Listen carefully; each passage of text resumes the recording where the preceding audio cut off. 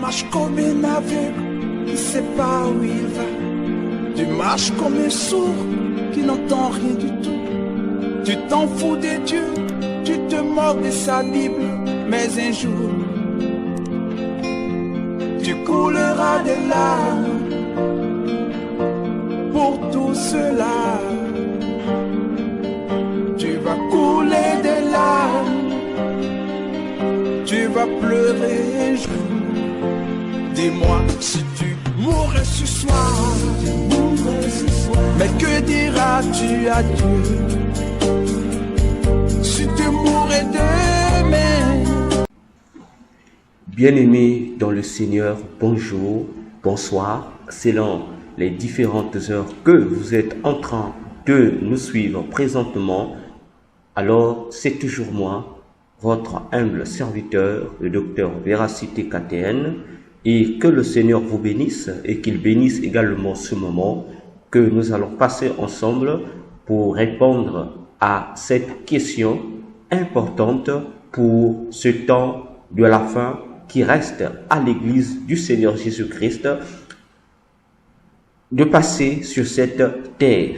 Alors, bien-aimés dans le Seigneur, commencez déjà à partager le lien de cette vidéo à vos proches et à activer la cloche de notification pour recevoir désormais nos nouvelles publications. Ainsi, n'oubliez pas de vous abonner sur notre chaîne afin de gagner plus d'âmes à notre Dieu et Seigneur Jésus-Christ.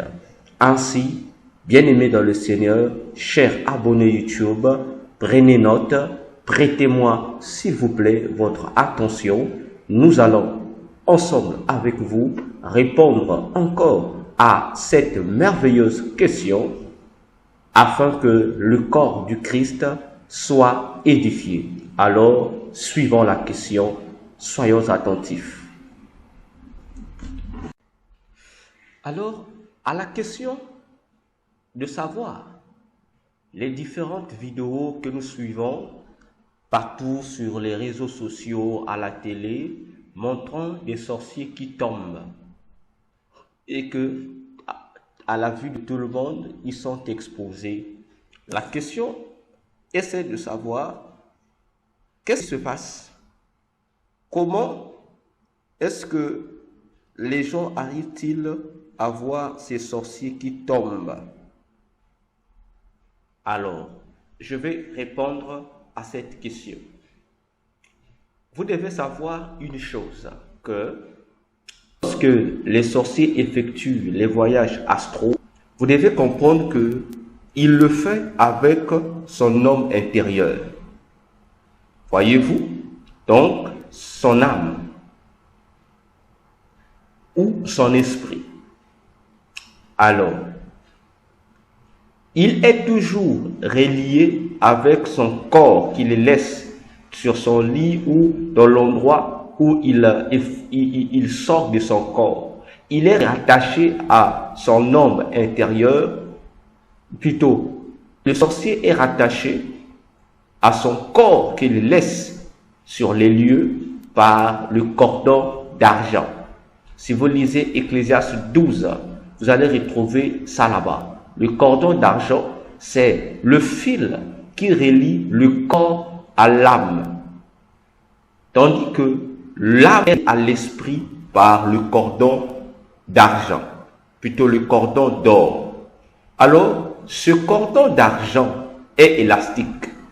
Donc, peu importe la distance où peut être un sorcier qui s'envole, même s'il quitte le Congo-Brazzaville pour se retrouver aux États-Unis, le cordon là est toujours avec lui, le cordon là s'élargit. Alors, lorsqu'il arrive que vous voyez, vous entendez qu'un sorcier est tombé.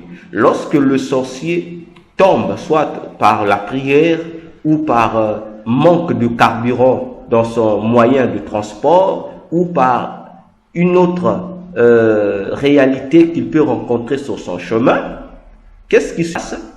Il y a une liaison qui s'effectue. Donc, automatiquement, là où il a laissé son corps physique, ce corps physique vient le rejoindre, là où il est. Son corps physique vient le rejoindre. Donc ça se fait ipso facto. Donc c'est direct. Donc dès qu'il comprend qu'il y a un dysfonctionnement ici, le corps physique vient rejoindre son corps spirituel. Et c'est ce qui fait que lorsque vous le voyez là-bas, c'est lui. Il est là avec son corps physique, vous le voyez. C'est comme voilà pour répondre à cette question.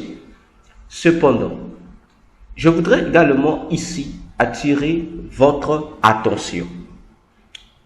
Ces phénomènes existent, c'est normal. Ça peut être, comme je le disais tantôt, une prière qui a déjoué la trajectoire des sorciers, ou encore une réalité qu'il a rencontrée entre eux, les mystiques. Alors, l'attention que je voudrais donner à tous, c'est laquelle? Depuis peu, dans le monde de Satan, ils ont exploité cette chute des sorciers pour mettre en place une stratégie. Laquelle stratégie? Celle qui consiste à permettre à ce que les sorciers ou d'autres occultistes soient exposés ainsi. Alors, tout sataniste ou tout sorcier qui tombe ou qui est exposé ainsi, faites attention. Ne vous précipitez pas d'aller vers lui. Parce que lorsqu'il tombe, ce n'est pas forcément une prière qu'il a fait tomber ou un obstacle qu'il a rencontré. Non. C'est aussi une stratégie que le monde des ténèbres utilise pour mieux envoûter les gens. Comment? Lorsque les sorciers là tombent et que vous arrivez, vous vous moquez de lui, vous dites tous, vous l'injuriez, vous dites tout. Or, lui n'est pas tombé par un obstacle qu'il aurait rencontré. Non, mais il est tombé expressement. C'est une stratégie pour mieux envoûter tous ceux-là qui viendront pour l'insulter, pour le tabasser ou pour dire n'importe quoi sur lui. Pendant que vous êtes là à le tabasser, en fait, il ne ressent aucune douleur. Alors, lorsque vous allez finir avec lui, vous allez voir que ce sorcier-là va retourner chez lui. D'ailleurs, et le plus souvent, vous remarquerez, faites le constat vous-même. La plupart de ces sorciers que vous attrapez, là on a attrapé un sorcier ici, il est tombé ici. Combien de minutes ou combien de jours ou combien de heures passe-t-il pour que cet événement soit oublié dans la tête de tous ces gens qui ont été des témoins de cette chute-là? Et le sorcier reprend aussitôt sa vie normale comme si de rien n'était. Attention.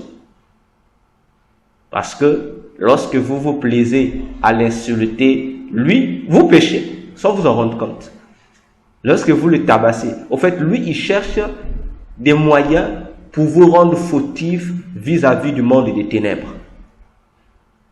Et là, lorsque toi tu viens l'insulter, dire n'importe quoi sur lui, sache que pour le monde des ténèbres, tu es déjà condamné, tu es un accusé. Et là, tu es déjà sous l'emprise des puissances occultes.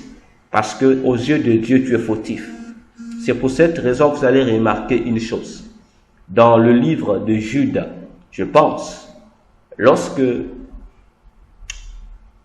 l'archange Michael est venu combattre contre Satan pour réclamer le corps de Moïse, la Bible déclare que l'archange Michael n'a pas insulté l'ennemi Satan. Il n'a pas insulté Satan. Il sait quoi? J'ouvre une parenthèse ici. Lorsque tu fais ta prière contre le royaume des ténèbres, évite d'insulter l'esprit que tu chasses. Sinon, tu feras un combat spirituel dans le principe de la chose avec son contraire. Voilà l'attention que j'allais vous donner pour vous dire, faites énormément attention avec les esprits avec Satan. C'est la même stratégie qu'ils utilisent aujourd'hui concernant les sex tapes. Vous voyez que on vous dira tel pasteur, tel musicien, ces sex tapes se sont exposés. Je vous informe que tous ne sont pas des expositions ou des jugements de Dieu. D'autres expositions sex tapes sont une volonté obligatoire de Satan pour gagner des âmes, pour envoûter tous ceux qui vont suivre ces sex tapes de vidéos-là. Ils vous envoûtent. C'est une stratégie d'attaque pour le combat. Voilà répondu à votre question. Que Dieu vous bénisse. Voilà, bien-aimés dans le Seigneur, c'est ici que se termine notre émission d'aujourd'hui. Ainsi, nous rappelons encore, n'oubliez pas de vous abonner sur notre chaîne et si vous n'avez pas compris ma réponse ou que il y a un point dans mon développement qui vous semble être énigmatique, flou, prière de m'écrire sur mon WhatsApp ou encore de poser votre question directement sur les commentaires.